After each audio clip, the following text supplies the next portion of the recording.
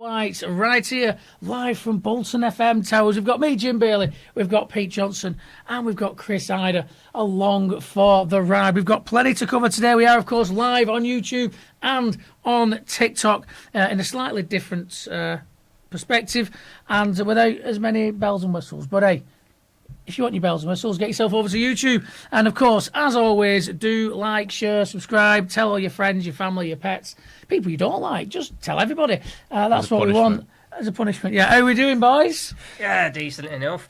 It's been weird for me because I was about halfway through this time last year, all the midweek games going, and it's kind of, oh, what do I do with my Tuesdays? Besides going to local football, of course. Yeah, I mean, I sort of forgot who you two were because we live in each other's pockets most of the time. Yes. But we've had it went nearly a full week without seeing you. So it's strange, isn't it, like Chris said, to have so many kind of Tuesdays back-to-back without games. It's a bit of a peculiar one. But more time on the grass, as you like to say, Chris. Well, look at that. We've had a comment already. Johnny saying, up the ticks. Boo! Oh, I know him. Hi, Johnny. Well, he's been officially booed. There you go. So it nearly went on someone else's live there. That's not what I wanted. But I will be on there on the Behind the Whites thing as well. So if you want to follow us on that, on the TikTok, follow us on that because we have to get to a certain amount of people before we can go live on our own platform. So for now it will be right here on the Bolton FM one. But do follow ours. There's a lovely video of Chris knocking over the monitor, which as you can see is yet to make a return. Anyway, we've not done the intro video yet, so we better do that. This is, of course, Behind the Whites.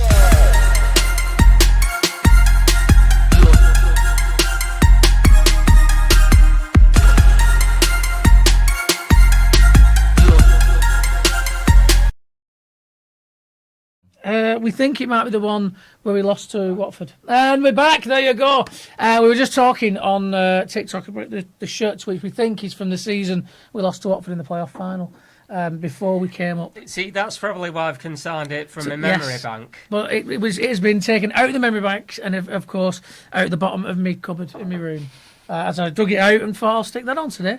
There you go, because we're quite full up there. You've got a bit of a monopoly on all the Wanderers merch, to be honest, you, because you've got the mug and you've got the shirt. I have, yeah. You've got the backdrop. The bed sheet. Well, we've all kind of got the backdrop, the bath sheet, the bed sheet, which has not been ironed. Anyway, we've got a little bit of news to get through. Of course, the main talking points have got to be, of course, Shrewsbury 2, Bolton Wanderers 3, an absolute cracker of an entertaining spectacle of a game once again under Stephen Schumacher. But we also have Bolton Wanderers women 2, Preston North End women 0, and the Wanderers through to a final. So we're going to get stuck into both of those very, very soon. But a little bit of news that's been going on, and this, of course, broke today. Sonny Sharples Ahmed has been called up to the Egypt under-20s as they prepare to take on the African Cup of Nations, which is a nice little touch. We've been seeing some good stuff from him when he has made cameo appearances for the first team this season. But we wish him all the best over with Egypt, and hopefully he can, get some more experience there and stamp a little bit of a mark on the Egypt squad. I always find it quite interesting, and there's no fully congratulations, Sonny Sharples Ahmed, but just to see kind of the difference in kind of depth of talent in a lot of these different countries. I mean, the England under-20s, half of them have already played in the Premier League. Yeah, that's very true. And Egypt, for example, Sonny Sharples Ahmed has had minutes here and there in League One and in the EFL Trophy, and obviously getting called up for his country, but doing fantastically well. I've got to say, I hadn't even realised he was Egyptian, to be quite honest. Yeah. But no, maybe he's still at that stage where he can decide which country he's eligible for. But yeah, fair play. And of course, if you play for the under-20s and then if you have got other eligibilities, you can take them up at a senior rate. And in fact, can you even play senior now and then switch allegiances? That's something they ended up that was the Declan Rice clause. Yeah. Declan Rice. Well, yeah, none of that for me. No. Once you've made your mind up, you made your mind up, and if you suddenly get massively better and there's a better country that's interested, then tough. You should have waited. Yeah. There you go. Elsewhere in the news, it's not just the women that have been advancing in the Cup, because the B team have booked themselves a semi-final against Barrow in the Lancashire Senior Cup. They beat Blackburn Rovers under-21s, 2-1 in the quarter-final. Goals in that one coming from an own Trialist. goal from Blackburn Rovers, so thanks for that, guys. And a trialist. So there you go. No names to really shout about there. No, wait a minute. There was something that came in a couple of the supporters groups last night, and it appeared as though we did have the name of said trialist. Oh. No, don't ask me to name him off the top of my head, because unfortunately I'm not that great as I once was, I have to admit. Well, Blackburn Rovers' first team player who's looking to come back to fitness, Hayden Carter, he got the levelling goal for Blackburn Rovers before the trialist did bag and put us through to a semi-final there. So the Lancashire Senior Cup, nicely, and it'd be good to see Barrow off in the semis and get another final in the mix, this time for the B team. Well, a nice thing about the B team, and it was funny because the boss, Mr. Schumacher, he made reference to the B team just for the fact Chris Farino got some minutes under his belt on Tuesday. And I did ask him, what's your consensus on the B team in your early part of your tenure? And he did give quite a lengthy answer. Oh, very nice. Which seems to indicate, and he more or less ended up saying, it's something I am going to be keeping a close eye on. Yeah. Which does sound very promising. Yeah, well, I suppose it's more akin to the old school reserve system, which was probably more what he was used to as a player when he was coming through. Yeah. You did the youth teams, the under-18s, the under-21s, and then you went into the reserve setup. And it used to be quite a big thing, the reserve setup. The reserve league was seen as worth winning until probably like further late into the 90s, I'd say. I remember when we won it, and they had a bit of a do at Burnden Park for it and all of that for the game where we won it. And yeah, there was like a trophy ceremony. Everyone was quite pleased with it. It wasn't just like, oh, we'll play at the training ground and no one cares. It was still seen as being a useful thing. I think it was the Pontins League back then. Yeah, that's what I remember. Yeah, I remember us winning the Pontins League. I was at that game. Pete has that look of, what's Pontins? I know exactly what Pontins is. Don't you worry. I'm just thinking, what year are we in now, the B team? Is this its third season in operation? Well, when was the second or first full third? season? Was it 21-22? And I did make reference to the fact that Ian Evatt had said once upon a time when I asked him about the B team, got to be quite careful with the narrative and not put too much pressure on them and just expect them to be exactly the same as the first team, which is understandable given the circumstances. Well, yeah, it's the B team. You don't expect. I wouldn't have ever expected the reserves to be exactly the same kettle of fish as the first team. That's not the way it works. I mean, you look at the players who've come through. Really, I mean, you have to be patient, don't you? Because you're not suddenly miraculously overnight going to have a full squad of B team players who are ready to make the step up. And the players that we have, who we've seen glimpses of, Sharples Ahmed, obviously from time to time, but he's obviously come more through the academy, I think, than the B team. Nelson Kumbeni obviously was one of the early additions to the B team, and he since left the club. Yeah. And then the other one's Luke Matheson, who we've seen bits and pieces of. So it's yet Conor really Carthy. to Conor Carthy to an extent, I suppose. Yeah, again also left though, hasn't he? Yeah. So we're yet to see it really deliver a player. Well, of to be honest with you, I mean, first people team say, quality, we but- need to get the youth academy back up to a certain level, and we need to start producing kids again. And I'm like, well, realistically, if you take out that period of time where we had to play our academy because we didn't have any other players when the bottom had fallen out of the club, how many can you actually think of off the top of your head, youth products that we brought through that were a really big success? I mean, the most recent one I thought was probably Luke O'Connell. Luke O'Connell. Zach Clough, potentially, Clough but came through. he was a flash in the pan, wasn't he, really? Well, he got that So, injury and that kind yeah. of set him back, to be fair. But You've always told that story, haven't you, when you went down to the yeah, training and they ground? he was quite clear they were very worried about the shoulder even long after it healed, because it was clearly an ongoing problem, and that's often the way with dislocated shoulders. But it just is what it is. I don't think that a club like Bolton, in the area it is, when you've got Manchester City, Manchester United, Liverpool, Everton, all these, huge clubs. I mean, Bolton are a big club, but these are huge, huge clubs. Within the same catchment area as you, you're always going to struggle for those players coming through your youth system, because you've got bigger, better opportunities lying not that far away for the players that are good enough. And that's just the way it goes. Just to bookend the B team thing, Charlie Warren was the player on trial who ended up scoring. Well done, Charlie. Thanks for the winner there. Lovely stuff. And he's done very well for Felixstowe and Walton in the non-league. I think the Isthmian League First Division 1 North or something like that. He's ended up having something like 27 goals and assists in 20 games this season. We'll have a peep at that. No bother. That's not too bad, I think you'd have to say. But as long as Sorry, I was wrong. 27 goals and 20 assists this season. That's outrageous. Let's hope he's just not another more Farley. Yes, we'll see how yes, that yeah. goes. To wrap up the news, Wanderers keeper Nathan Baxter has been given a suspended one-match ban and a £2,000 fine after pleading guilty to a charge of misconduct during the warm-up before the 1-0 loss away to Reading. I'm not sure exactly what it was that he did in said warm-up, but apparently it's cost him £2,000 anyway. So there you go. It's dropping the ocean, isn't it, really? Footballers, £2,000. I don't think at this level it probably is. You know, I think that's probably still a hefty chunk of his weekly wage. Yeah, I'd imagine.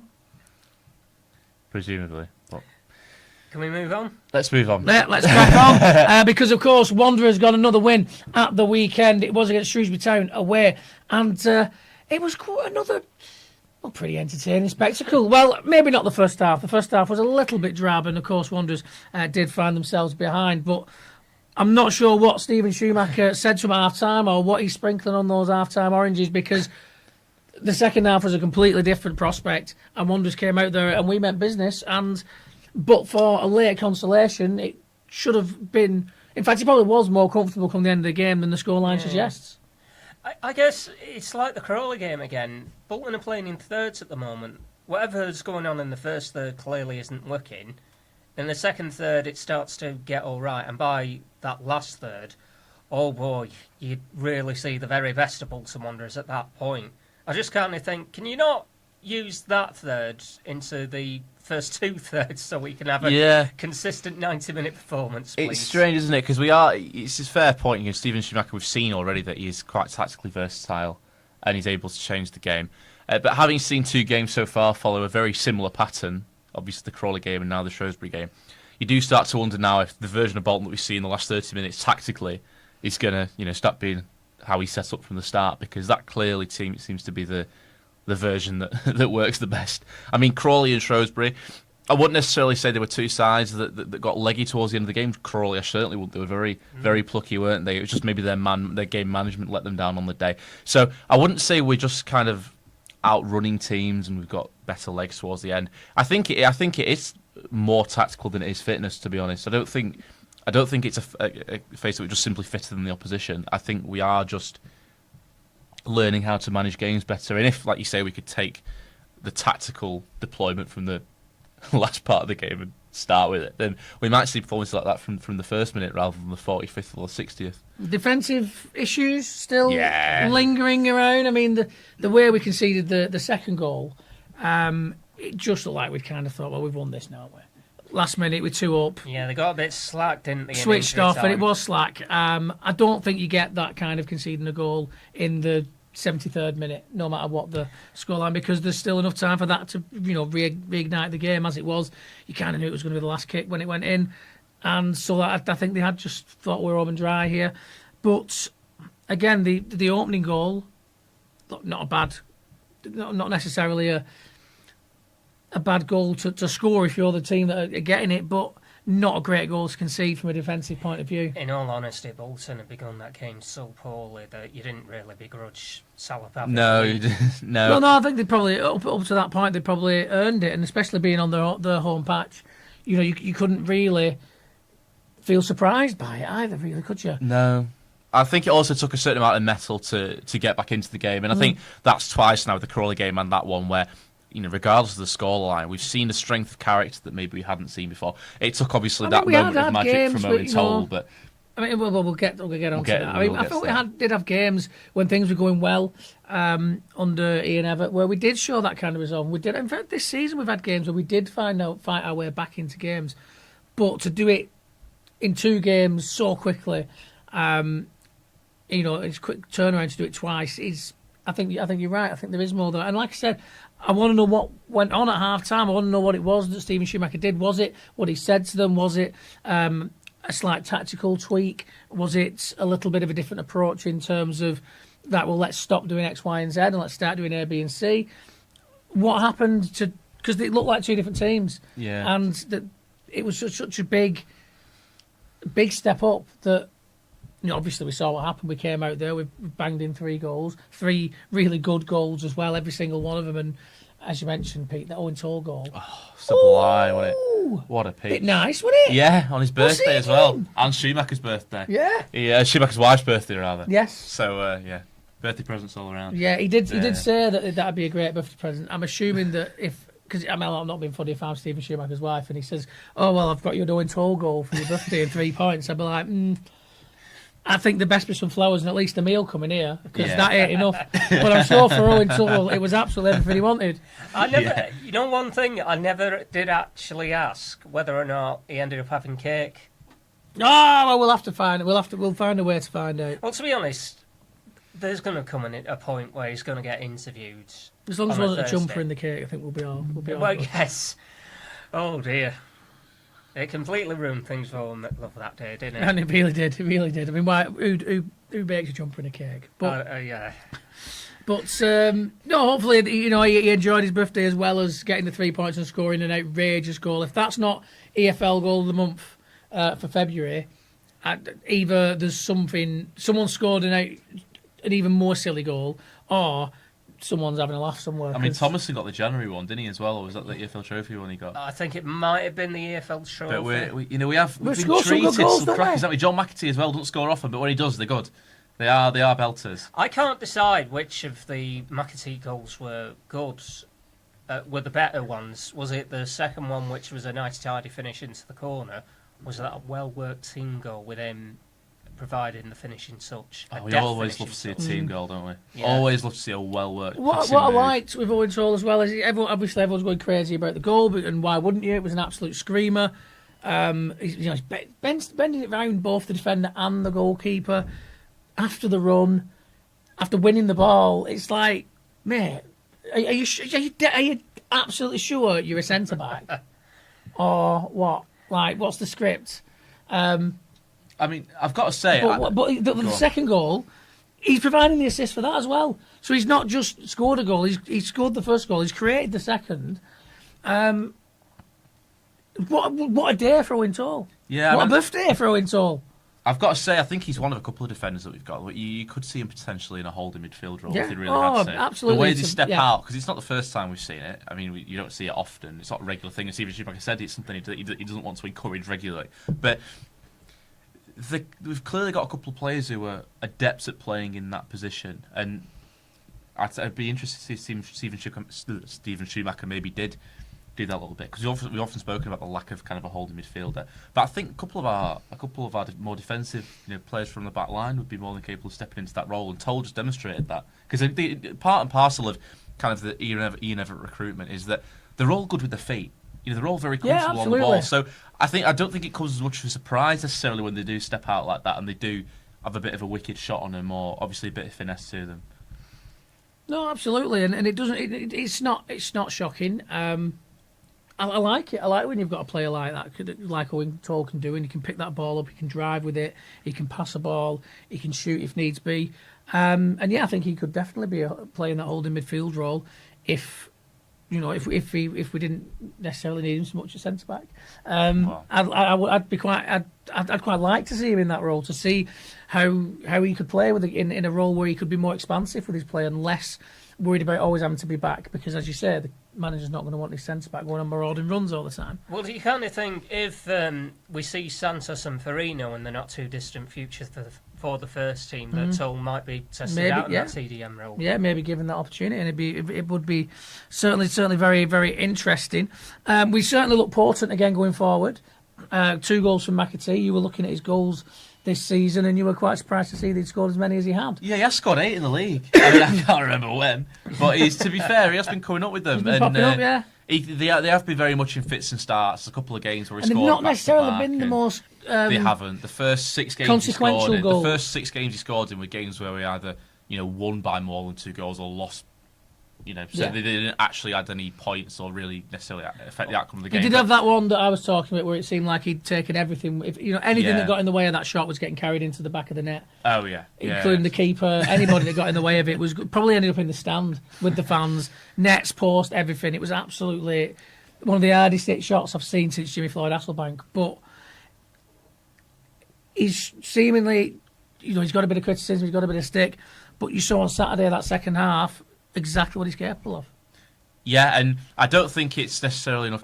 I don't think it's one of Chris's, as he would say about Kachunga, one of his up yours moments. I don't think it's necessarily enough to prove people wrong who've been critical of him, because I think it's reasonable to expect a striker or an attacking player of his quality to, score goals more regularly or perhaps perform more consistently than he has been doing. So I wouldn't necessarily say that he's proved people wrong. I'd say it's a positive performance in the sense that he's shown what he can do and that he has got it, and hopefully it'll be a confidence boost for him. I think we need to see a few more games like that before. Well, Schumacher's come out and said he's going to be all right. Don't you worry, he's going to bag goals. And right now, I can't disbelieve him. No, I suspect that he will, but he scored 2 goals there, 2 brilliant goals. I wouldn't necessarily say that in itself made up for what has been a fairly average, inconsistent start so far. But if you look at the environment he was in, you can maybe forgive a little bit of that because it probably wasn't an environment that was most suitable for getting the best out of players. But I would say that now he's had that performance and he's shown what he can do and he's shown that he's got it, and hopefully that system that we're playing is one that we'll see more of and it's one that he'll thrive in. I still got full confidence it'll deliver. He was a brilliant player for Barnsley last year, Grimsby before that as well, of course. So we've clearly got a player on our hands. Hopefully it's just a turning point, I think.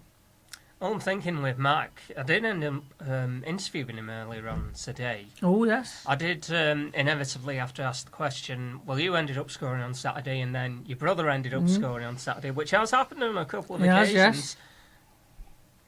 Is it a kind of unwritten rule that if one of you scores, the other has to score? You will hear it in the interview when it gets played out on Wanderers Live, incidentally. I will say that much. Well, I mean, I think his brother's probably slightly jealous because I'd rather play him for Bolton Wanderers. Yeah, I think John's goals were better as well, to be honest. James is a bit scrappy on it from a corner. Yeah. Didn't do it for me. I'd rather be scoring worldies for Bolton than tap into Man City. Exactly, every day of the week. There you go. The other thing I like is that what I've noticed since Steven Schumacher came in is, and it's something that we all kind of expected, but I just wanted to get your views on it, and actually your views on it. If you're watching, chuck us in a comment. We're going to get some comments very, very soon. So, is it what you expected? Are you pleased to see it? I think there's been so much less faffing with the ball. Yeah, I have to. And we see it week in, week out. And at first it's like, well, is it just because we know that Steven Schumacher likes to set up in a way that is adaptable and can adapt to different opposition? Is it just the opposition we've been against that we've not seen that? Or is that just we've kind of seen the end of faff ball at Bolton Wanderers?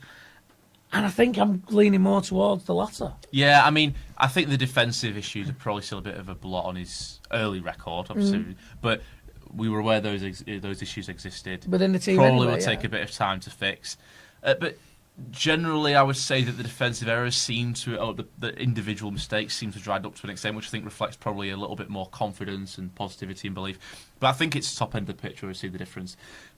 It's all well and good being a well-drilled defensive unit, but I just don't see a world in which a well-drilled attacking unit works. I think you need to have that freedom and that scope just to be a bit more creative, or to be Owen Toll and decide you're going to run the length of the pitch and whack it in from 25 yards. Yeah. I think you need the scope and the freedom and the confidence to be able to do that. And for me, I would say that's the difference, because we just look so much better going forward. So much better. And it does genuinely look like a weight has been lifted. I think that, for me, has been the biggest difference. Defensively, obviously, still suspect. Yeah. But I think that takes work, because that requires more discipline. That requires extra organisation. Whereas I think probably attacking was a bit of an easier tweak, because you're actually putting less of a burden on the players, removing instructions maybe, and just saying, just go and do what you want. Whereas offensively, it's maybe the other way around. So I think it was probably slightly an easier job for Steven Schumacher to fix going forward. No, that makes sense. But because you're not trying to over-regulate. You're just saying go out there and just perform. And we're conceding, even though we are conceding goals, we're not conceding goals because we've been messing about with the ball too long in front of our own box, or playing it back to the goalkeeper when there's 5 players about to bear down on him, which we have seen. So that's a plus. We are still conceding goals, but the less, we've tripped over the ball because we were trying to do too much with it when we were getting closed by defenders, or we've passed ourselves into trouble. It is what it is. Yeah, I mean, we looked at that Wrexham game last week and that goal, and you just got to step back and say, to be fair, it's a good goal, that. And Crawley, Osei Tutu was at fault for one of them in particular, wasn't he? But, they scored a couple. You just got to look at them and go, the finishes goals, were really good finishes, yeah. And you're right, that is the difference, because we're looking at the other team now, and it's not, that's Santos, or that's Osei Tutu, or that's Gethin Jones. There's no kind of glaring. The goals we've conceded so far, most of them have been like oof. Yeah, like.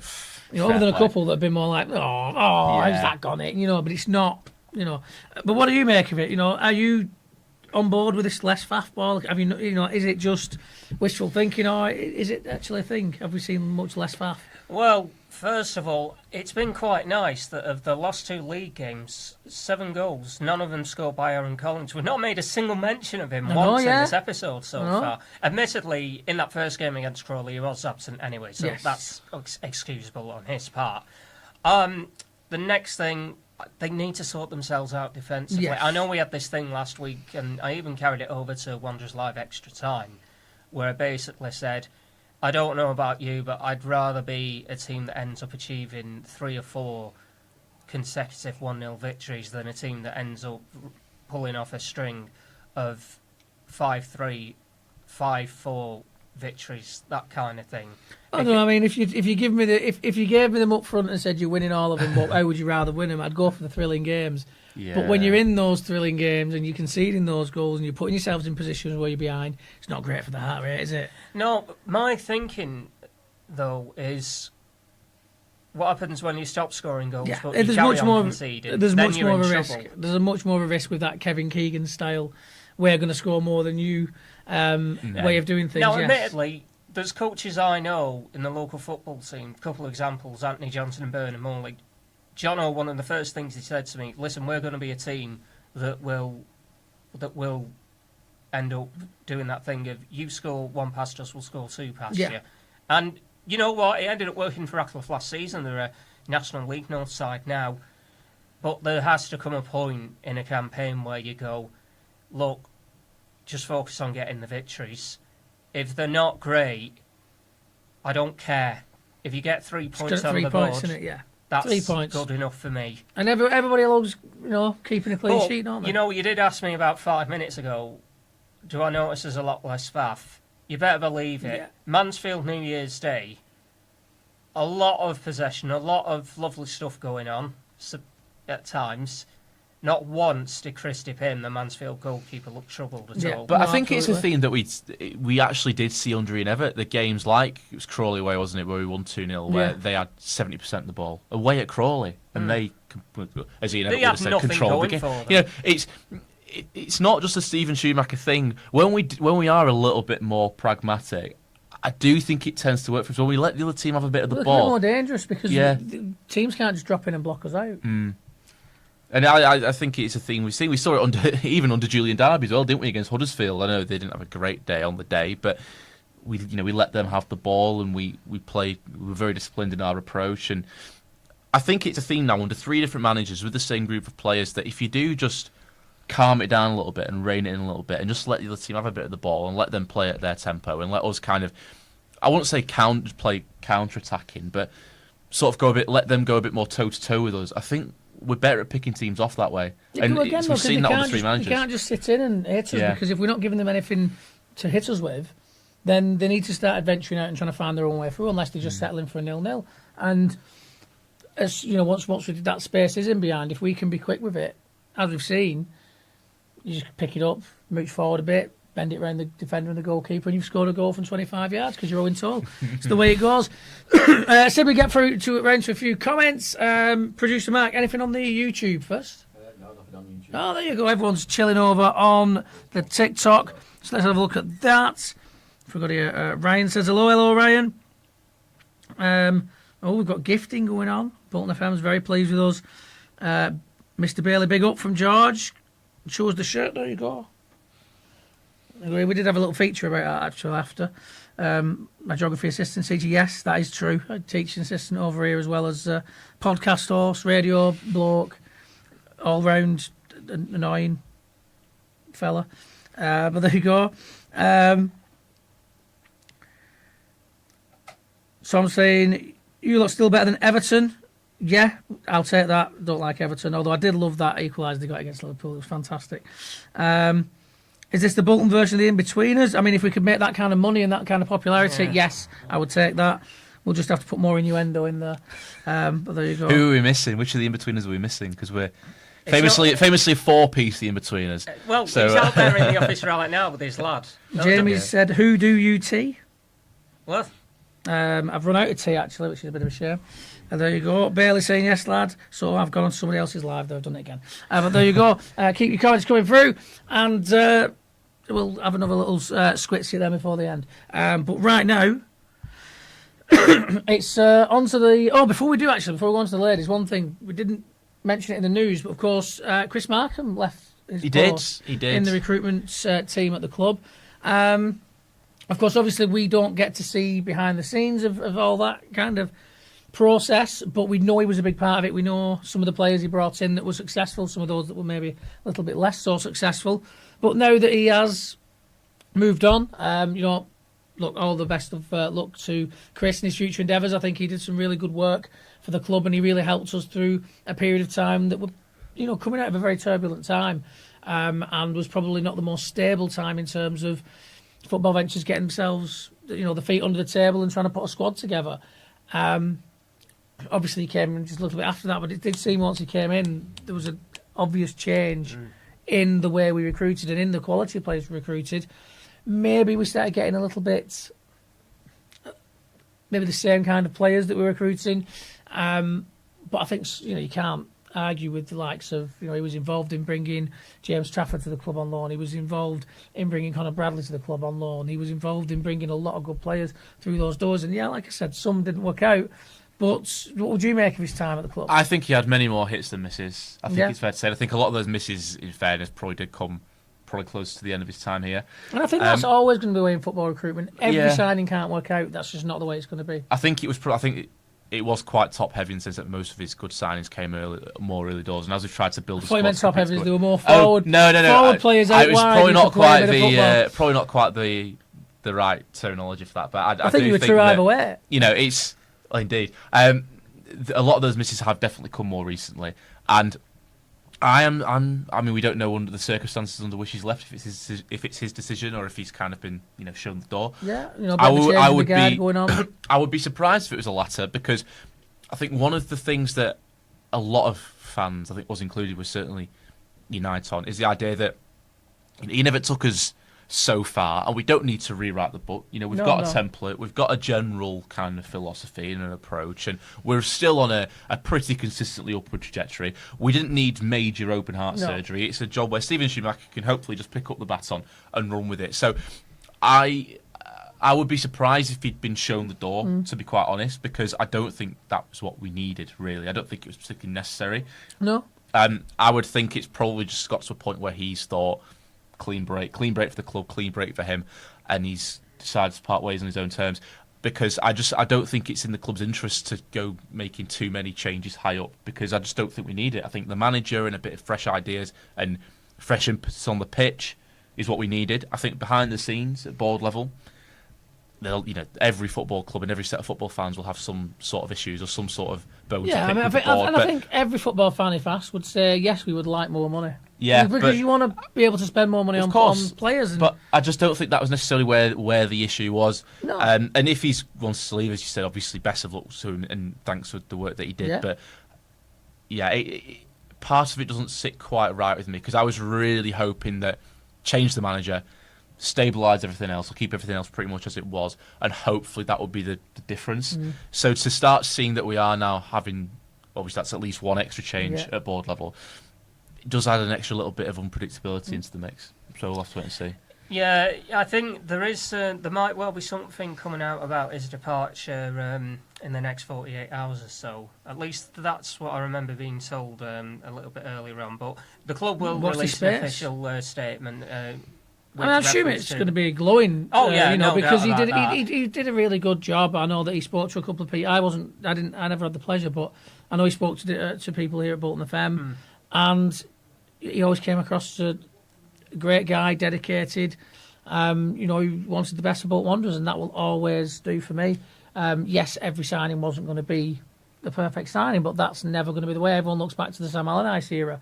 I mean, for every Yuri Georgiev and JJ Kocher you bring in, there's an Akin Boulant, there's a Jermaine Johnson. There's players that.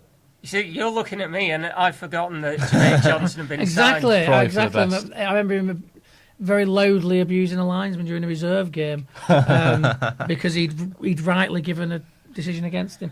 But there is all those players that you don't look back on and remember and think, because they didn't do much. I've got to say, I do think the pile-on in recent weeks and months on Chris Markham has been unfair. Yeah, like he and Everett, innit? Yeah, but I mean, nobody, when we brought in Conor Bradley and James Trafford, was going, that's a great move by Chris Markham. He's getting the plaudits for those signings now further down the line because obviously he had a lot of work, he had a lot of involvement in those. But everybody was quite happy giving him flack when he got signings wrong or maybe didn't recruit or strengthen in the correct areas. So I think a lot of that criticism was probably harsh, not surprising necessarily. No. But yeah, I think a lot of fans maybe. I think once a lot of people, I think this season people wanted to pin the bad signings on somebody or something, and I think maybe he was a scapegoat in a sense. I think it kind of comes with the role. I think that's just kind of the way it's going to be.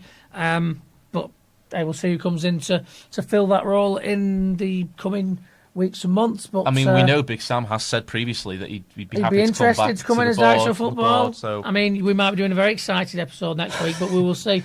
Right, we'll move on to the ladies because, of course, as we mentioned, it was a huge semi-final at the Lancashire FA Challenge Cup, and the Whiyes ladies took on Preston at Chorley, not in Atherton. A change of venue. It was a home game, but it was done in Chorley, which some may claim is closer to Preston than Bolton, but it's probably closer to the tough sheet than it is to Bolton Town Centre. I went down and had a bit of a butcher's at that. Producer Mark was with me, weren't you, Mark? Yeah. There you go.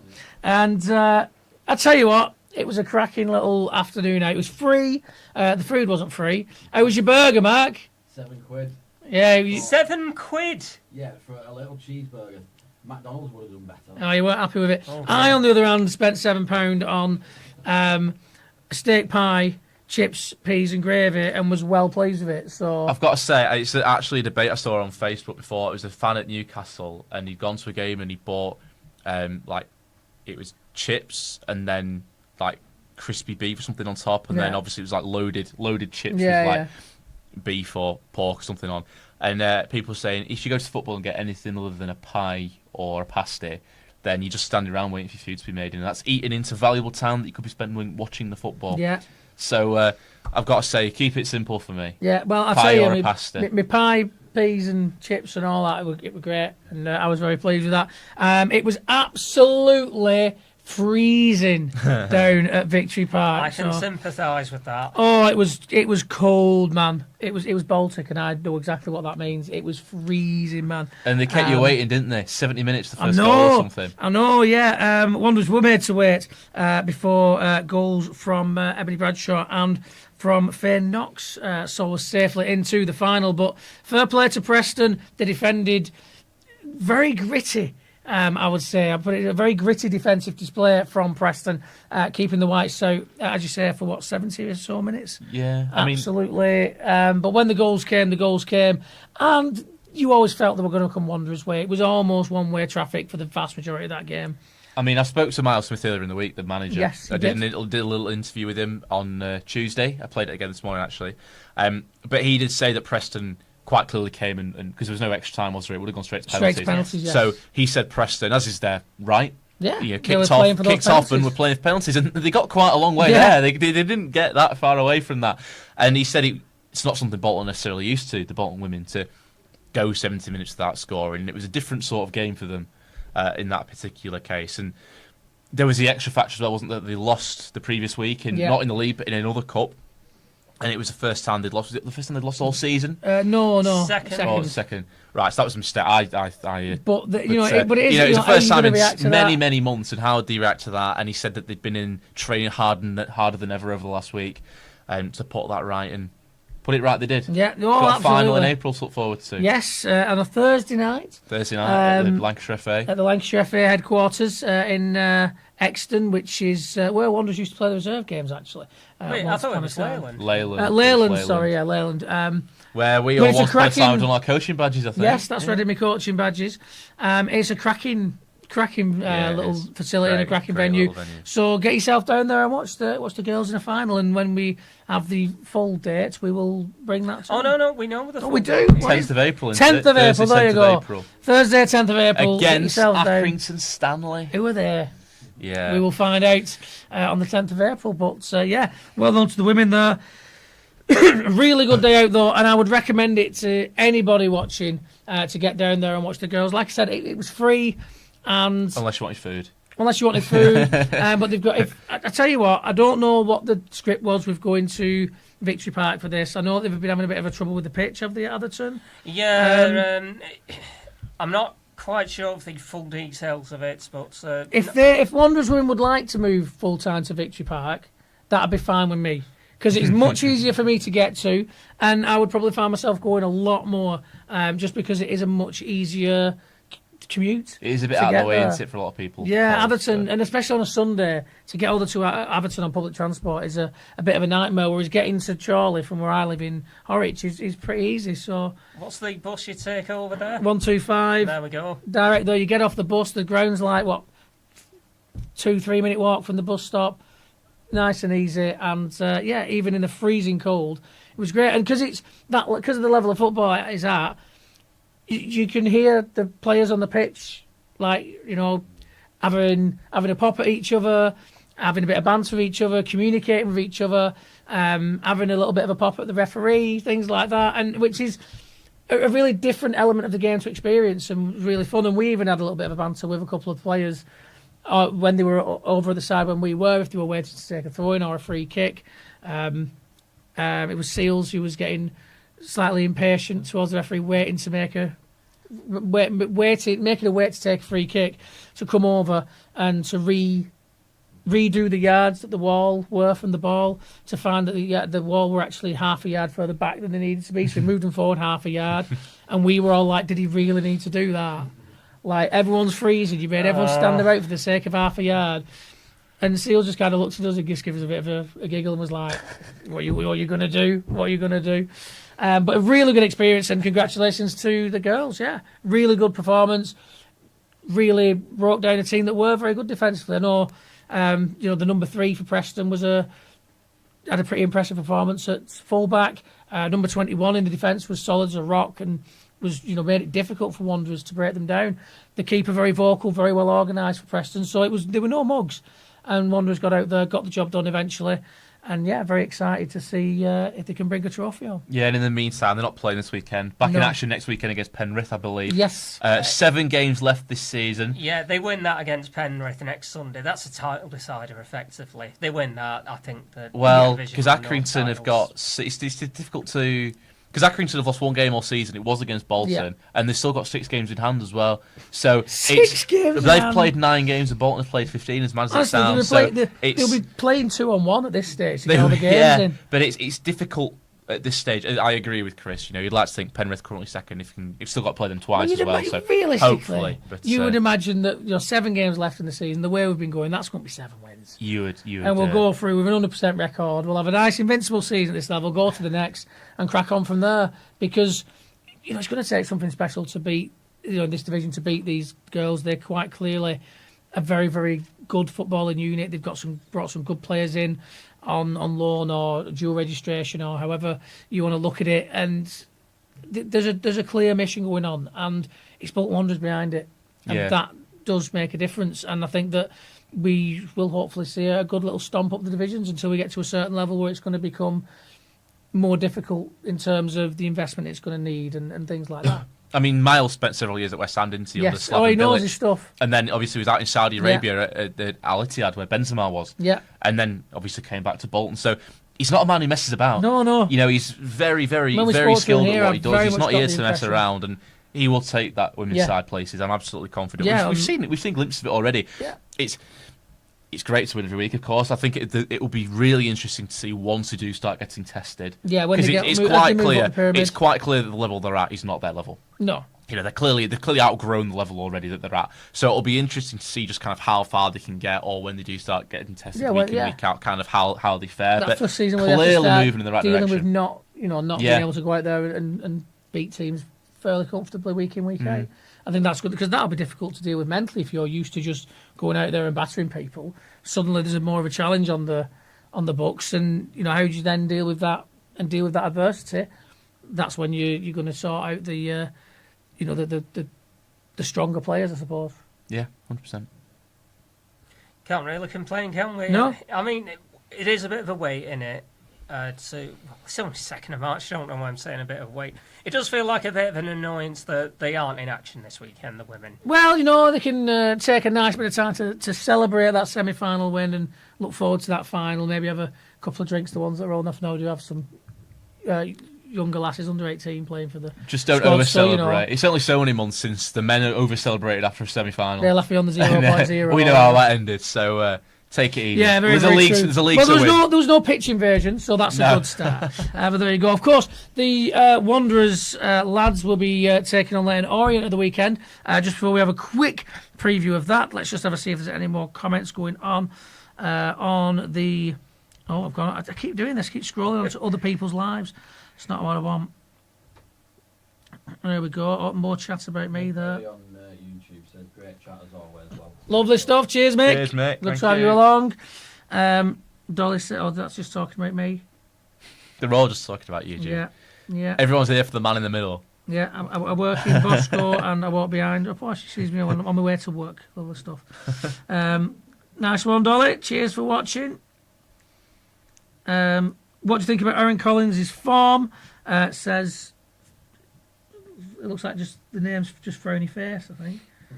But what do we think about Aaron Collins' form? Well, I think it's one of those when a striker kind of dries up with goals for a few games, it looks like he's in bad form. I don't think he's been playing badly. He had that game where he missed a couple of chances, but other than that, I'd say it's not that he's been playing badly. It's just necessarily that he's not been getting as many opportunities, and maybe it's one of those I'd be more concerned if somebody else wasn't picking up the slack. But in the last game, as we saw, we've got goal scorers in other areas of the pitch. Also, Collins can sometimes be played out wide, which means unless he's cutting in and having a shot, he's getting less opportunities to score goals. But I think the performances have still been there. I'm not looking at his performances and thinking, Collins needs dropping. Yeah, I agree. And his goals, he scored the same number of goals as McAtee. Yeah. But I think it's a bit of an illusion in the sense that Collins' goals have actually brought us points. Yes. And it's no discredit to McAtee necessarily. There's not a lot he can do about it. But the goals are more decisive. His goals aren't, the games, as we said, we're already winning comfortably, Yeah. or the games that we lose anyway. Whereas Collins, you go through the only goal against Cambridge United, he scored in a 2-1 win against Blackpool, in a 2-1 win against Burton Albion, in a 2-1 win against Exeter, in a 1-0 win against Huddersfield, obviously got the winner in that one. So he is scoring match-winning goals, and that's the difference. He's the only player, and again, McAtee has scored as many goals, just not necessarily in as important, decisive moments. But he is clearly our main points getter. He's not necessarily goal getter because he's got the same number, but certainly in those key moments where we need a man with a goal, we still can't look beyond him. And I think we said before, and we certainly saw glimpses in that Huddersfield game, that in a way, I think the Charles departure has maybe benefited him more than anybody because it's just less competition because they were divided. It wasn't even necessarily competition under Ian Evatt, it was just rotation.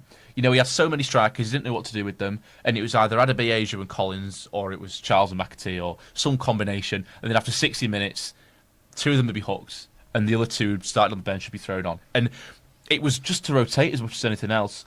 And it was difficult, and we commented on it. It was really hard to get a run of goals. Charles had an early run of goals, dried up. McAtee's had a couple of little spurts, but generally not been able to find that consistency. Collins had a bit of a spurt and kind of dried up either side. But it's one fewer strikers now to have to compete with for minutes, and I think that's going to benefit all of them. I think it's clearly benefited Adebayo already. He's had some really serious minutes, and I think is not necessarily quite the player that he could be, but I think he's moving in the right direction. McAtee clearly as well in the recent couple of games, and Collins too. I think it's benefited all 3 of them, that Charles departure. Another question coming in. Alfie asking, it's the same person who's now popped his name on Alfie, so cheers Alfie. Do you think that Rico will go at the end of the season due to his contract running out? I personally think he will. Yeah. I think it depends what we see from him. If he gets the opportunity, now he's coming back to fitness. Oh, I think we did this last week. I think if he gets the opportunity and we see something from him that he is going to be, and Schumacher sees something from him and thinks you're going to be our main, you're going to be one of my main defenders next season, then he might get offered a new deal. But he's been with us quite a while. I know he's very tied to the Ian Evatt era in terms of how people view him. We'll have to see how he forms under Schumacher, but it wouldn't surprise me either, Chris. I think he's been here quite a while. It might be a good moment for, the club and Rico to part ways in a way that's like, all right, cheers, thanks for the memories, it's been great. Tailed out slightly towards the end, rather than it just going on and on and on.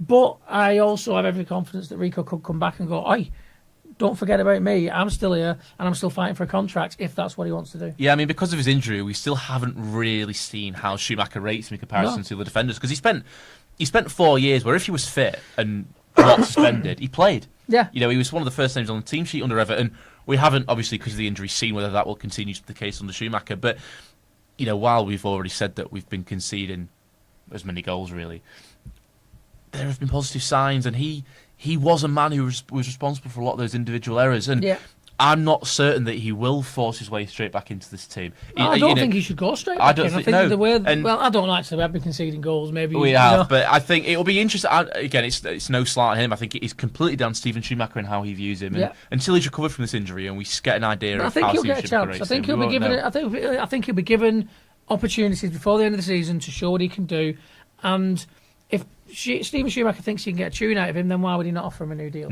But it wouldn't surprise me, as I say, if he did go. It would be a shame. I think I'd like to see him get another year or two. Yeah. Maybe, whatever. Because I think it might just be an emotional decision on the part of Santos ultimately, in terms of he might, from a pride perspective, he might decide that he wants to be, the man, as he kind of was for a little while under Wanderers, and unless he comes back and turns into some kind of Nemanja Vidic character, there are a lot of other very capable defenders in that squad who've proved that they're very capable, and he might prefer. Obviously, he's been stripped to the captaincy as well, hasn't he?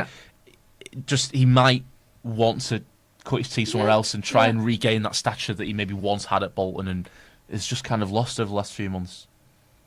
Yeah, that's why I kind of think he's on his. He might well be on his way out.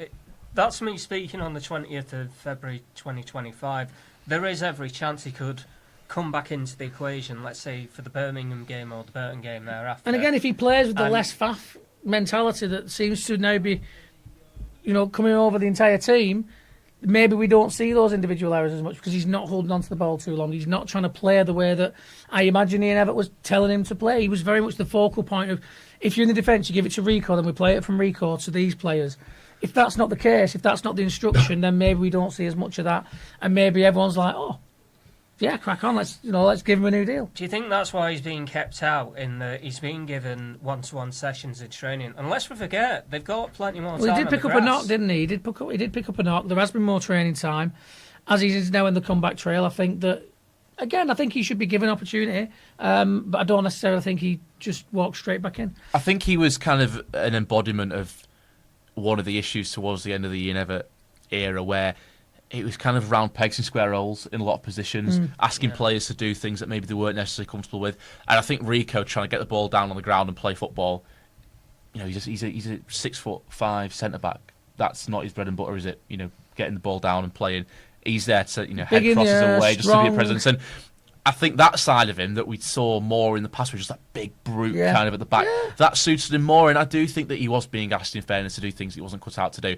I felt, obviously, it was a very poor day in the playoff finals. It's one thing being a ball-playing defender when you're expected to be League Two, mid-table League One, up to kind of where we were at when we were coming into that kind of playoff battle. But from there, when you're talking about the top upper echelon of League One and into the Championship, I think that's another step up in terms of what you've got to be in all areas of being a defender and being a ball player. And I just think that he just wasn't cut out to be a ball player at that level. But, A, he could come back and make me eat my words, and I would happily eat my words if he did. And B, maybe without having to do all that stuff, you see a different side of him. I mean, because we did see, as I said in the playoff final, disappointing performance all round. But And to be fair, in the semi-final, it was but his mistakes that seemed to lead to the Barnsley nearly getting back in. It felt the burden was upon him on that day at Wembley to make something happen. You know, that huge, enormous pitch, and the ball kept arriving at his feet as the central defender in the back three, and it was almost his responsibility to start moves. It wasn't Sheehan in the midfield, it wasn't any of the wingers, it wasn't Charles up top. Yeah, it came to Santos as the central defender in a back three And to there was start nobody trying really to create showing moves, for him. and it was nothing. It's just that it's not within his wheelhouse, and that is not his fault. He was being. I mean, that was the biggest case in point. But That's where you need your Sheehan to be showing. But I honestly feel that Sheehan didn't show for much of that game. As soon as we saw Paris got mullered in the first minute, I feel like a lot of our creative players that was it. were like, I don't really fancy that. And I think Des Buckingham, it's been cited many times, he goes on that podcast a few weeks later and there was basically had a decision to man-mark Sheehan out of the game, and that was it. Worked, and it worked, and they were always in the role, and he showed how they cut off those channels for Santos, and then once you get, best ball-playing defender in the world, if you give him nobody to pass to, he's in trouble. I'm so glad you made a mention of that, though, because I don't know why I did it, but about 8 days after the playoff final, I ended up watching the highlights back. You're a braver man than me, Chris. Fortunately, it was the ITV one, so it was only about 45 minutes or so. But Santos had that look of raising his arms going, what am I meant to do here? And I felt so sorry for him watching it back. I'm so glad you made a mention of that. But when you're the player that's playing the ball and it's getting intercepted, often the book, when it comes into from the fans, is going to fall on you, because as a fan, generally, when I'm at games, you don't think, well, actually, why are A, B, and C not showing for him? You just see the pass being intercepted. You go, oh, what's that? And that's where the wrath kind of falls. Yeah, but I mean, that was the reason we brought up that game, so many months on, was because I think that is kind of the epitome of kind of how he was maybe being misused and being asked to do stuff that he's simply not there to do. And I think hopefully, because we have spoken about Stephen Schumacher, stripping it back to basics and cutting out the faff. I think he's lined up to be one of the prime beneficiaries of that, because I think he was a victim time and time again of just being asked to faff, quite frankly, under Ian Everett, and that either led to personal mistakes, or when it wasn't him making mistakes, it was still him who was being relied on to try and create moves and get moves going, and that's just not what he's there for. No. Well, there were fans that had spoken to me whenever I'd gone out to local football saying, I'm not a fan of Santos at all. And I think it was just... Well, my cousin was the same. 2-3 touches too many all the time, he said. Mm. But my thing was always, I'm pretty sure that's been what he's told to do. But I mean, we said before, didn't we, that we've got certain defenders who I think would make very competent holding midfielders. Toll is one. Yeah. I think Johnson's another. Santos is not one. No, he's just not. That's just not clearly not something that he's. It's not that he can't pass the ball, because he can pass the ball. Yeah. But I just don't think that. I agree with you. He's got a clear skill set. Yeah. And I don't think he's been given the opportunity really just to thrive and utilise the skills that he's got. Well, which are skills that other players don't necessarily have in our squad. He's got 15 matches to stake his claim for a potential place for the 25-26 campaign. And as head coach, we'll see what Stephen Schumacher can do with Rico, because there's certainly talent and potential there. So we will see. Leighton Orient at the weekend. What are we? Just very quickly. It is nearly 8:10, so we don't want to be keeping people away from Finalysis, obviously. We don't.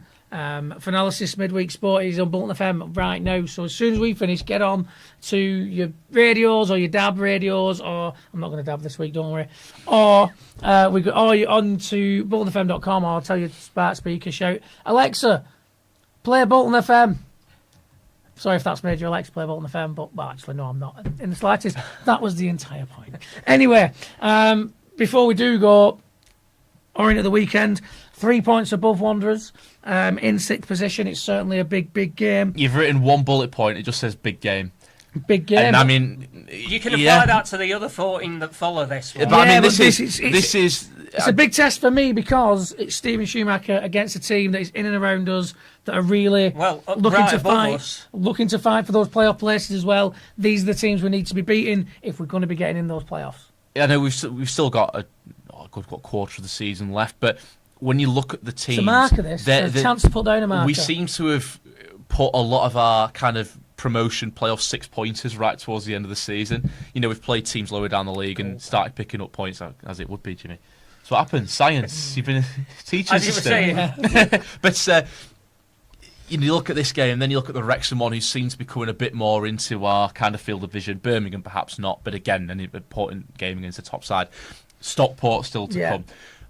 We seem to have a lot of 6-pointers left this season, and we seem to have played a lot of the lower sides now, and as I say, started to look more kind of satisfactory against them, picking up more points more comfortably.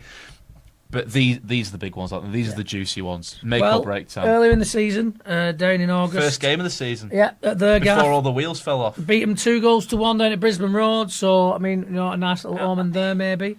I mean, Bolton were very, very fortunate to win that. Yeah, you're right. It was one that we won and you thought, oh, it's 3 points on the board. It was a poor performance, but we'll kick on. And then the kick on never really happened. We didn't score in 4 games after that. I seem to remember people had told us on, if they were watching on the new Sky Sports Plus service, that it cut off at 90 minutes. It ended up, we missed 7 minutes of added on time. If you were watching on Wanderers TV, no problem. See, here's a question for you, Chris, because you said before that you'd rather watch drab affairs that ended in victories. Would you rather watch 46 Leighton Orient against Bolton's or 46 Crawley against Bolton's from last week? I think I'd sooner see the former rather than the You'd latter. rather watch 46... I'd be taking the jumping around in that office every single time. Yeah. Absolutely. Are you only saying this because you don't want another couple of... But it was by your own admission, it wasn't a very good game, but you'd rather watch it than the one that had us screaming and dancing around. It's your opinion. I'm just interested that a win is a win is a win. I mean, there is that kind of thing when you're trying to broadcast and you can hear whoever's in the next studio or out in the office,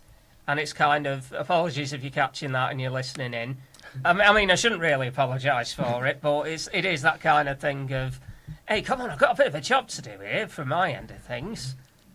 Well, and I get you hear the goals before us. So there's somewhere we've looked in, we see you cheering, and we don't know they've scored yet. So it swings and roundabouts, Chris. Yeah, it is. Swings and roundabouts. It is. But there you go. Final comments. BWFC Poker Santos should go. Well, we've got some gifters going on. So, and your mate's been back in touch. Where was he? Up the ticks again. Yeah, calling us Orange Parkway FC. Up the 11 years. Keep trying Orange Parkway FC, he says. But he did also become the number 3 gifter. So, nice one, Tommy. There you go. Rogue Wigan fans giving us gifts. I never thought we'd see the day.